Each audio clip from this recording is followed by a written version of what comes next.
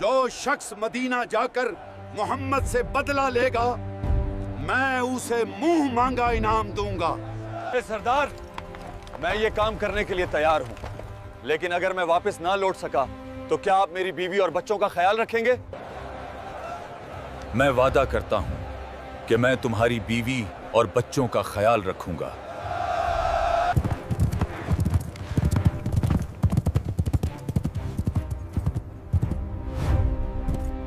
بسم اللہ الرحمن الرحیم۔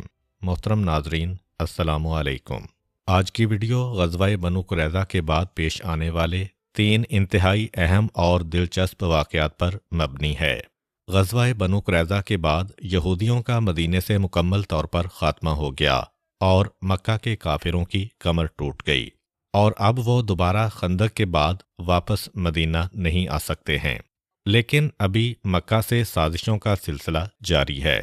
چنانچہ اب یہ دیکھ کر کہ مدینے پہ حملہ ناممکن ہے، اب سرداران مکہ نے یہ سازش اختیار کی کہ کسی طریقے سے چھپ چھپا کر پیغمبر اسلام پہ حملہ کیا جائے۔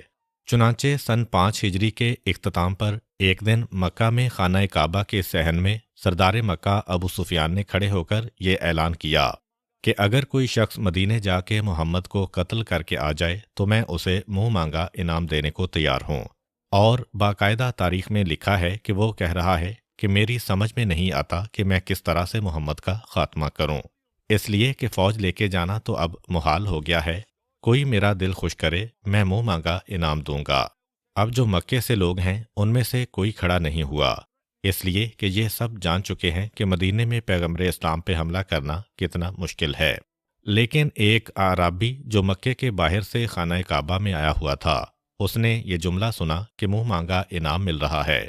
وہ فوراً آگے آیا اور کہا کہ اے سردار مکہ، اگر آپ انعام کے ساتھ ایک وعدہ اور کر لیں کہ میرے بیوی بچوں کا خیال آپ کریں گے، اور اگر مجھے کوئی نقصان پہنچ گیا تو بھی میرے خاندان کا خیال رکھیں گے، تو میں اس مہم کو انجام دینے کے لیے تیار ہوں۔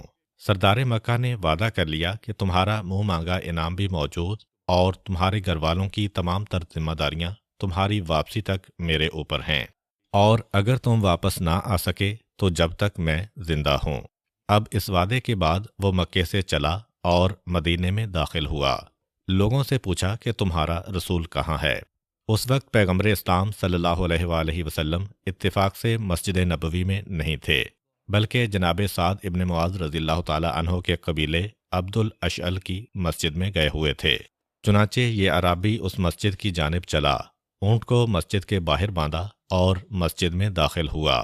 جیسے ہی مسجد میں داخل ہوا، پیغمبر اسلام سامنے ہی بیٹھے ہیں۔ سمجھ تو گیا کہ یہی مجھے رسول لگ رہے ہیں، مگر ایک مرتبہ کنفرم کرنے کے لیے بآواز بلند سوال کرتا ہے کہ تم میں عبد المطلب کا بیٹا کون ہے؟ اسی اثناء میں جو لوگ پیغمبر اسلام کی اطراف میں بیٹھے تھے، جن میں جناب سعد ابن معاذ کے چچا زاد بھائی جناب اسید بھی تھے، پیغمبر اسلام نے ان سے کہا کہ اس شخص کو غور سے دیکھو، یہ وہ ہے کہ جو میرے قتل کا ارادہ لے کے آگے بڑھ رہا ہے۔ اتنی دیر میں عرابی نے سوال کیا کہ تم میں عبد المطلب کا بیٹا کون ہے؟ پیغمبر اسلام نے فرمایا کہ میں ہوں عبد المطلب کا بیٹا۔ اتنا سنتے ہی وہ تیزی سے پیغمبر اسلام کے قریب آنے لگا۔ جناب اسید یہ منظر دیکھتے ہیں اور ان کے دل میں یہ خوف پیدا ہوا کہ ایسا نہ ہو کہ یہ اتنا قریب آ جائے کہ پھر ہم اسے روکنا بھی چاہیں تو روکتے روکتے یہ رسول کو نقصان پہنچا دے۔ چنانچہ اپنی جگہ سے ایک جست لگائی، راستے میں ہی اس کو پکڑا اور کھینچتے ہوئے اس کو مسجد سے باہر لے چلے۔ ادھر عرابی چیخنے لگا کہ ایک مہمان کے ساتھ تم کیسا سلوک کر رہے ہو؟ میں تو تمہارا مہمان ہوں۔ عرب کے قاعدے کے خلاف ہے مہمان پہ حملہ کرنا، مگر جناب اسید پیغمبر اسلام کا جملہ سن چکے ہیں اور پیغمبر کو کوئی نقصان نہیں پہنچنا چاہیے، اس کے لیے ہر قسم کا الزام سننے کو تیار ہیں۔ روایت یہ ہے کہ مسجد کے دروازے پہ کھڑا کر کے جناب اسید نے اس کی ساری تلاشی لی تو دیکھا کہ اس کے کرتے میں سینے کے قریب وہ خنجر تیار رکھا ہوا ہے جس سے وہ پیغمبر اسلام پہ حملہ کرنا چاہتا تھا۔ پیغمبر اسلام نے وہیں سے آواز دی کہ اے اسید، اسے لے جا کے کسی مکان میں بند کر دو، ایک دن کے بعد اس کے بارے میں فیصلہ کیا جائے گا۔ اگلے دن پیغمبر اسلام مسجد نبوی میں آئے، اس اعرابی کو لایا گیا۔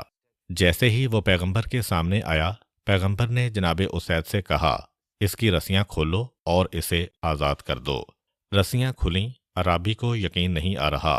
پیغمبر اسلام نے کہا کہ جا، میں نے تجھے آزاد کیا، جدھر تیرا دل چاہے تو جا سکتا ہے۔ اب دیکھیے کہ پیغمبر اسلام کے فیصلے میں یہ کیسا نفسیاتی نکتہ تھا کہ یہی فیصلہ اگر کل ہوتا تو کل جب یہ عرابی پکڑا گیا تھا اس وقت یہ اتنا گھبرا گیا ہوگا اور پریشان ہو گیا ہوگا کہ اگر اس کو چھوڑ دیا جاتا تو وہ ایک مرتبہ اونٹ پہ بیٹھ کے سیدھا مدینے سے باہر بھاگتا۔ لیکن اب جو اسے ایک دن قید رکھا گیا تو آپ سوچیں کہ 24 گھنٹے مسلسل یہ کیا سوچتا رہا ہوگا، اس کے دل میں کیا خیال آ رہا ہوگا کہ اب مجھے یہ سزا ملے گی، اب مجھے قتل کیا جائے گا، اب میرے بچے یتیم ہو جائیں گے، اب میرے گھر والے بے سہارا ہو جائیں گے۔ کل ہی آزاد کر دیا ہوتا تو گھبراہٹ میں فوراً بھاگتا مکے کی طرف۔ اب 24 گھنٹے جو اس نے سوچا اور سمجھا تو جب مدینے کی مسجد میں داخل ہوا ہوگا تو اپنی موت کے لیے تیار ہو کے داخل ہوا ہوگا۔ اس وقت جو اسے پیغام آزادی ملا تو پیغمبر اسلام کو مخاطب کر کے بے اختیار کہتا ہے کہ آپ نے اس شخص کو آزاد کر دیا جو آپ کو قتل کرنے کے لیے آیا تھا۔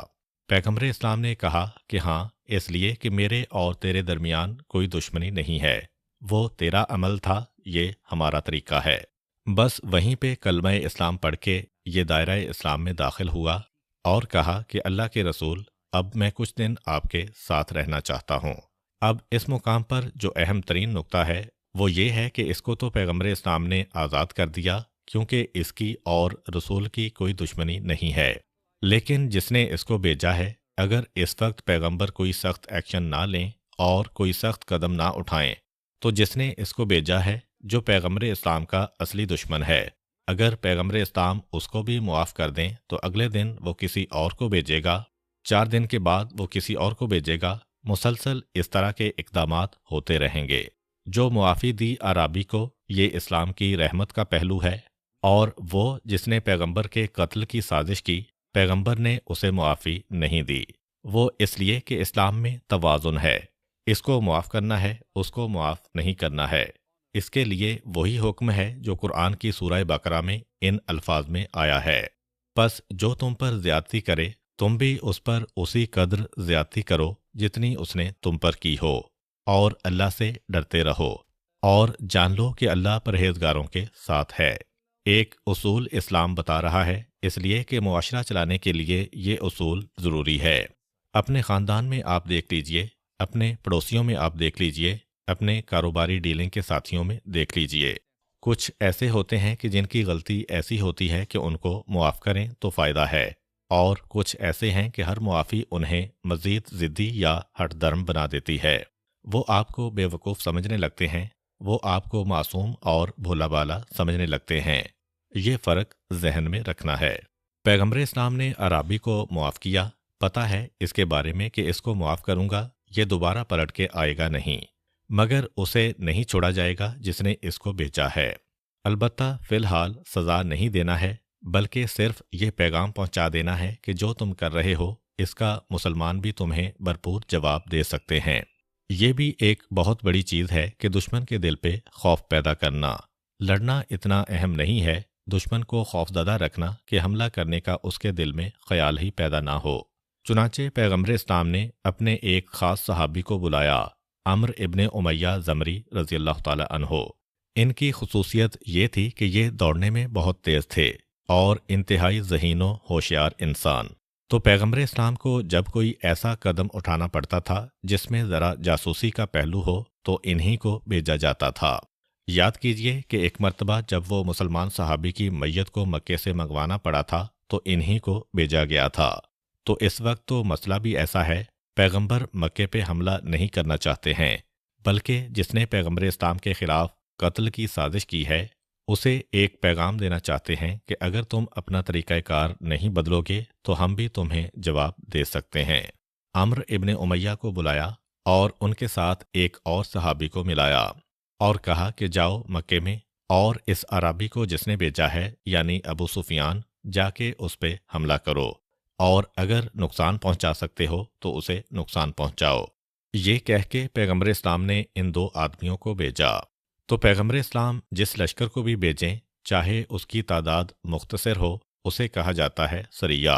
तो तारीखों में इसका नाम आ गया सरिया अम्र इब्ने उमैया। ये सरिया सन 5 हिजरी के आखिर या सन 6 हिजरी के अवाइल में पेश आया। अब ये दो आदमी बड़ी तेज़ी के साथ चले, क्योंकि इनको भेजने की दो वजूहात थीं। एक तो ये कि पैगंबर को मालूम है मक्का पूरा दुश्मनों का शहर है, वहाँ पे कोई कत्ल नहीं कराना, पैगंबर इस्लाम को सिर्फ एक किस्म का खौफ पैदा करना है। इसके लिए भी अम्र इब्ने उमैया बड़े मुनासिब आदमी हैं, और जल्दी जवाब देना है ताकि उस आदमी को पता चल जाए कि ये जवाब मुझे किस चीज़ का मिल रहा है। अगर 2 साल गुजर जाएं, 6 महीने गुजर जाएं, वो खुद भी भूल जाएगा। बहरहाल अम्र इब्ने उमैया अपने साथी को लेकर मक्का में पहुंचे और सबसे पहले तो ये खाना काबा के करीब गए तवाफ करने के लिए। मुस्तहब्बात में से एक मुस्तहब है कि जब आप किसी मस्जिद में दाखिल हों तो उसको सलाम करें, और मस्जिद का सलाम है 2 रकत नमाज पढ़ना। और जब कभी आप मक्के में दाखिल हों तो खाना काबा को सलाम करें, और खाना काबा का सलाम है तवाफ, 7 चक्कर लगाना।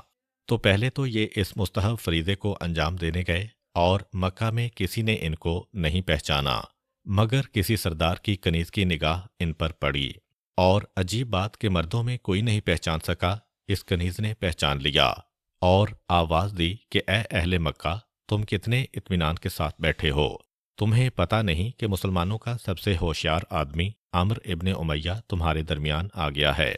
बस इतना जो सुनना था। एक मर्तबा पूरे तवाफ करने वाले मजमे में बेचैनी पैदा हुई।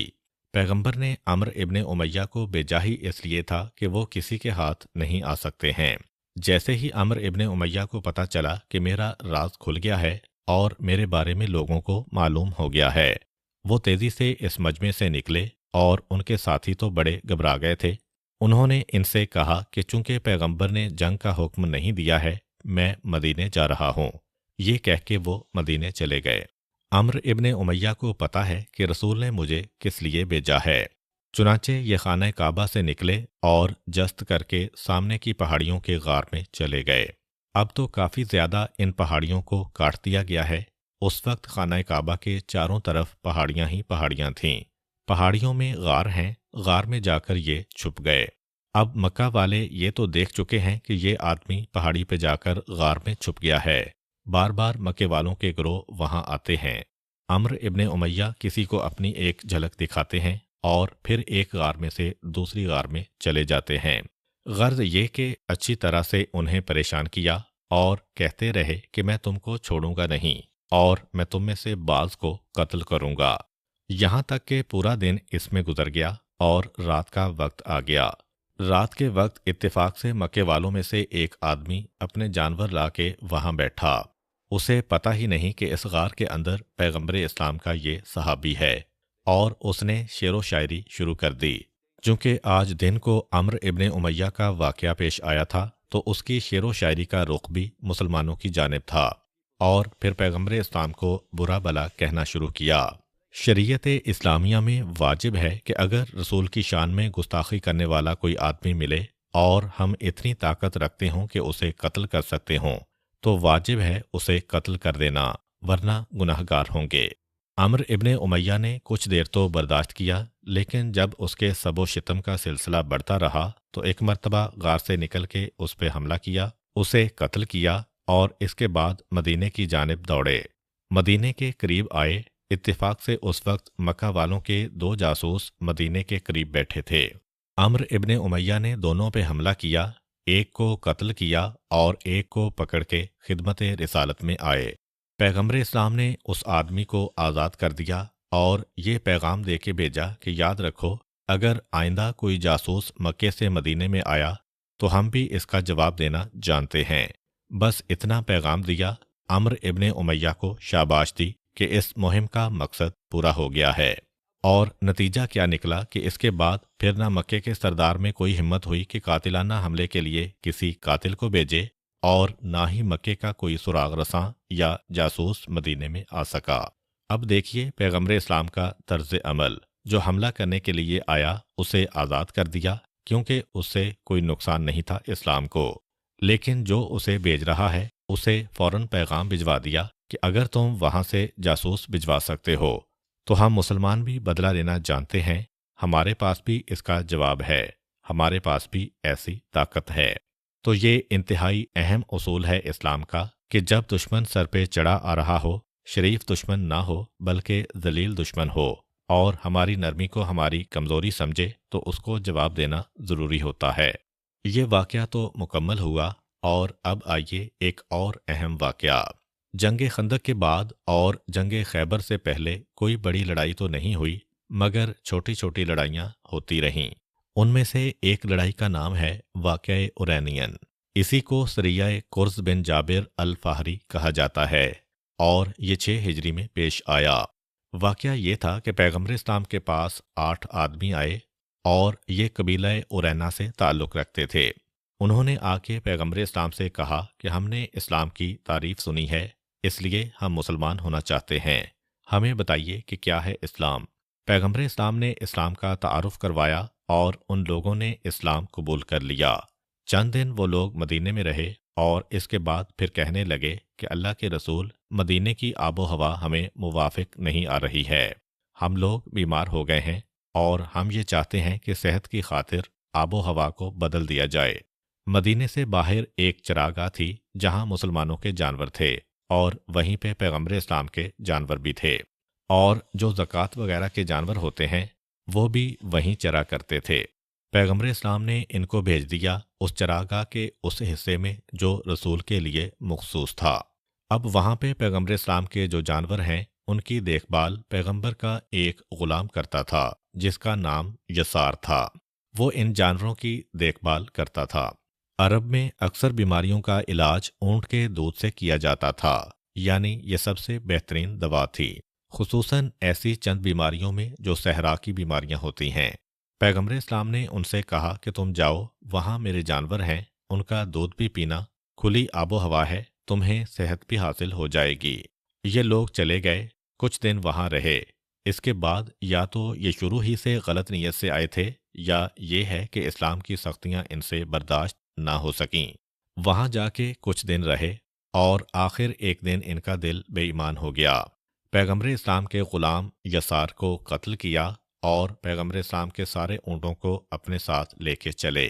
اور جو غلام کو قتل کیا تو عام طریقے سے قتل نہیں کیا، پہلے اس کی زبان کاٹی، اور اس کے بعد اس کی دونوں آنکھوں میں کانٹے چبو چبو کے اس کو اندھا کیا، اور اس کے بعد اس کو قتل کیا، اور پھر جانور لے کے چلے۔ پیغمبر اسلام کو اطلاع ملی کہ اس طرح سے آپ کے جانور بھی چوری ہو گئے ہیں، اور آپ کے غلام کو بھی قتل کر دیا گیا ہے۔ یہی وہ موقع ہے جہاں پہ اسلام کا ایک اہم حکم نازل ہوا، حکم محاربہ۔ حکم قتال اور حکم محاربہ اسلام کے 2 اہم احکام ہیں۔ حکم محاربہ کے بارے میں سورہ مائدہ کی آیت نمبر 33 نازل ہوئی۔ جو لوگ اللہ اور اس کے رسول سے جنگ کرتے ہیں اور زمین میں فساد پھیلانے کی کوشش کرتے ہیں، ان کی سزا یہی ہے کہ انہیں قتل کیا جائے، یا سولی دی جائے، یا ان کے ہاتھ اور پاؤں مخالف سمتوں سے کاٹے جائیں، یا انہیں جلا وطن کیا جائے۔ یہ ان کے لیے دنیا میں رسوائی ہے، اور آخرت میں ان کے لیے بڑا عذاب ہے۔ اس حکم کے مطابق ہاتھ اور پاؤں مخالف سمتوں میں کاٹنے کا حکم ہے، یعنی دایاں ہاتھ اور بایاں پاؤں، یا بایاں ہاتھ اور دایاں پاؤں۔ یہ قرآن نے سزا سنائی اس آدمی کے لیے جو اللہ اور رسول سے جنگ کرے۔ تو مفسرین لکھتے ہیں کہ یہ آیت خاص ان 8 آدمیوں کے واقعے کے بعد نازل ہوئی ہے، اور اسی سورہ مائدہ کی آیت نمبر 45 میں قرآن کہتا ہے، اور ہم نے تورات میں ان پر یہ حکم لکھ دیا تھا کہ جان کے بدلے جان، آنکھ کے بدلے آنکھ، ناک کے بدلے ناک، کان کے بدلے کان، دانت کے بدلے دانت، اور زخموں میں بھی بدلہ ہے۔ پھر جو کوئی اسے معاف کر دے تو یہ اس کے لیے کفارہ ہے، اور جو اللہ کے نازل کردہ حکم کے مطابق فیصلہ نہ کرے وہی ظالم ہیں۔ خیر، اب وہ 8 آدمی پیغمبر اسلام کے غلام کو شہید کرتے ہیں اور جانوروں کو اپنے ساتھ لے جاتے ہیں۔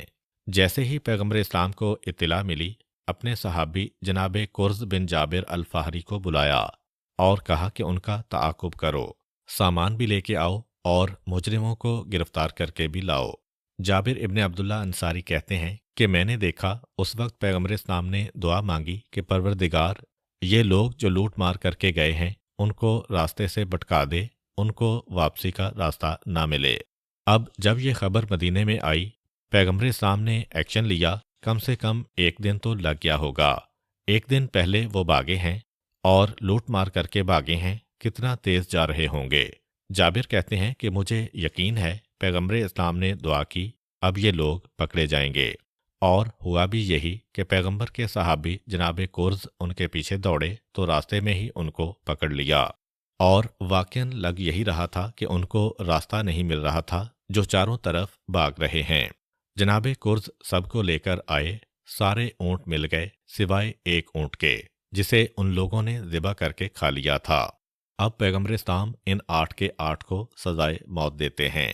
اللہ کے رسول اپنے غلام کے قتل کو معاف بھی کر سکتے تھے، اپنے جانوروں کی لوٹ مار کو نظر انداز بھی کر سکتے تھے، لیکن دیکھیے، رحمت للعالمین ہونے کا مطلب یہ نہیں ہے کہ ایسے لوگوں پہ مہربانی کی جائے جو دغا بازی و غداری کرتے ہیں، جو پیٹ میں خنجر گھونتے ہیں، جو مسلمانوں کے لیے آگے چل کے نقصان دہ ہیں۔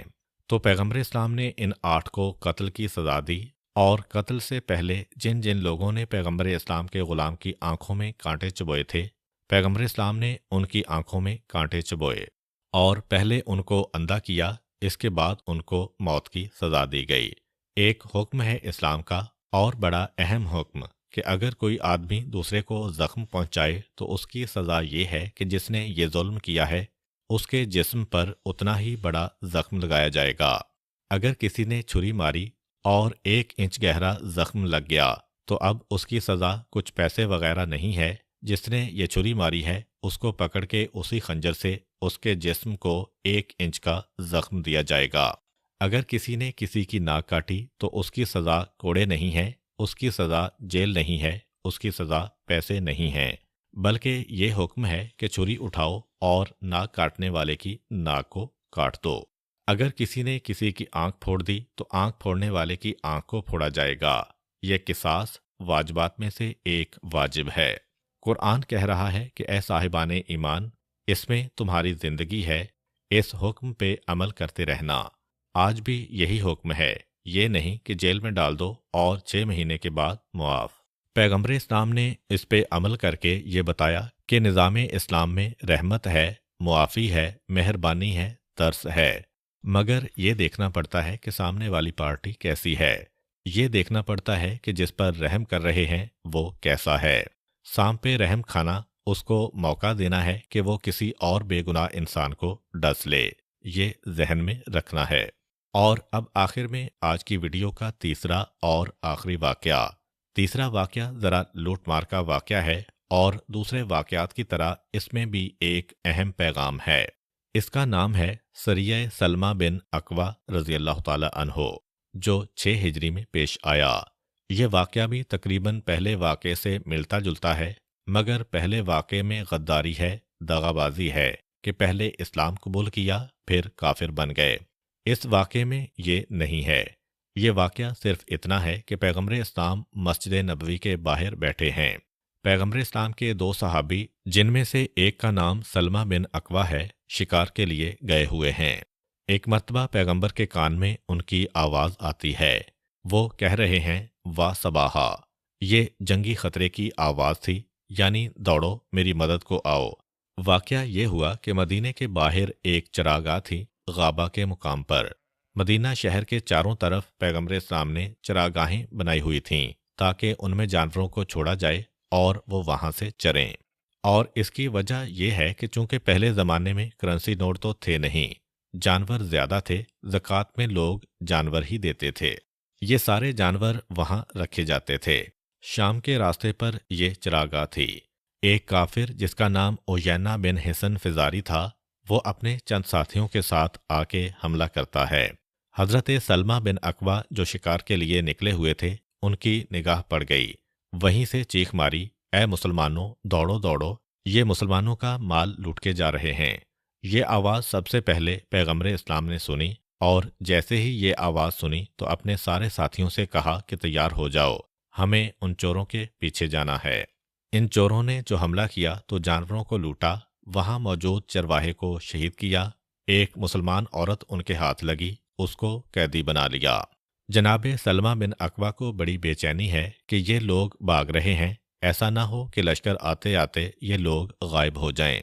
चुनांचे वो उसी वक्त उनके पीछे भागे और इस शिद्दत के साथ तीर चलाते हुए भागे कि अगरचे ये एक हैं, वो कम से कम 20 आदमी हैं।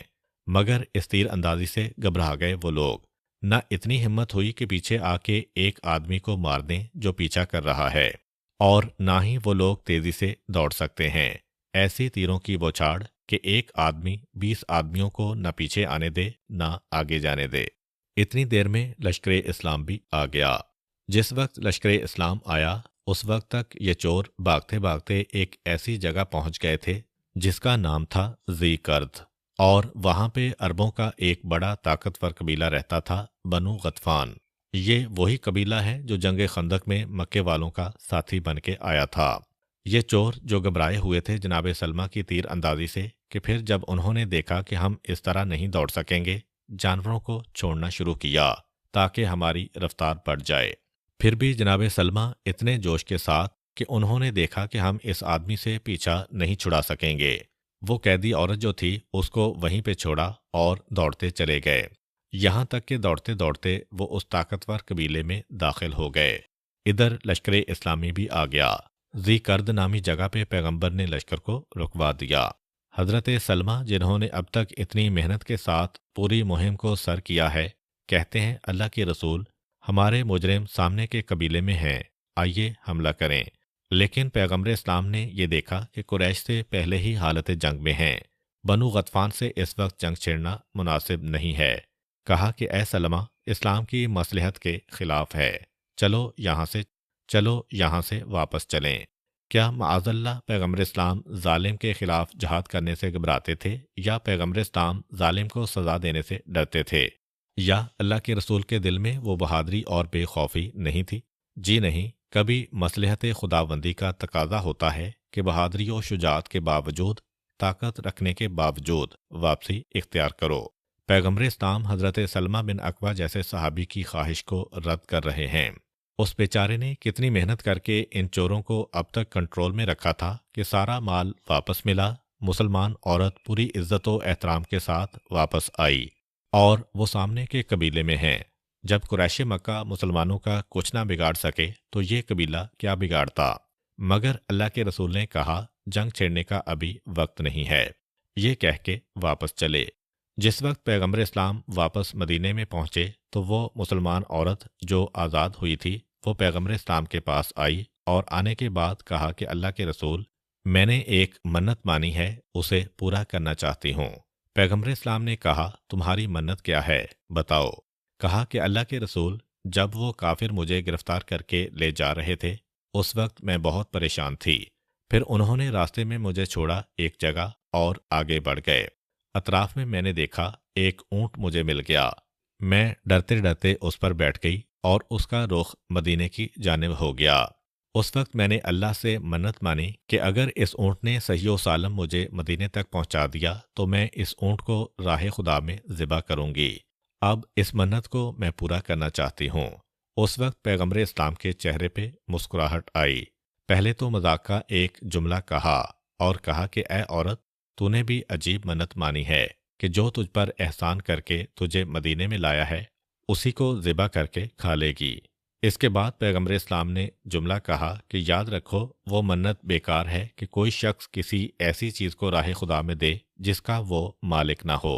ये ऊँट तो मेरा ऊँट है, ये मेरे जानवरों में से है, यानी कि ऊँट पैगंबर इस्लाम का है और ज़िबा करने की मन्नत ये औरत मान रही है।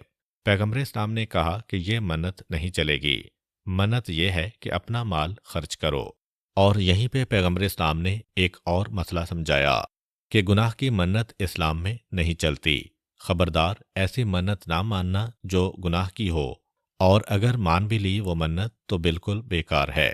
तो दो मसले हमारे सामने आए कि गुनाह की मन्नत बिल्कुल बेकार है, कोई ऐसी मन्नत जिसका ताल्लुक नमाज छोड़ने से हो, रोज़ा तर्क करने से हो, हज पर ना जाने से हो। गुनाह की कोई भी मन्नत और कोई भी ऐसी मन्नत जिसका ताल्लुक अपने माल से ना हो, किसी गैर के माल से हो। उम्मीद करता हूँ कि आपको आज की वीडियो पसंद आई होगी। اگر آپ کو ہماری ویڈیو پسند آئی ہے تو ویڈیو کو لائک کریں اور اپنے دوستوں کے ساتھ شیئر کریں۔ ملتے ہیں اگلی ویڈیو میں، تب تک کے لیے اجازت دیجیے۔ اللہ حافظ۔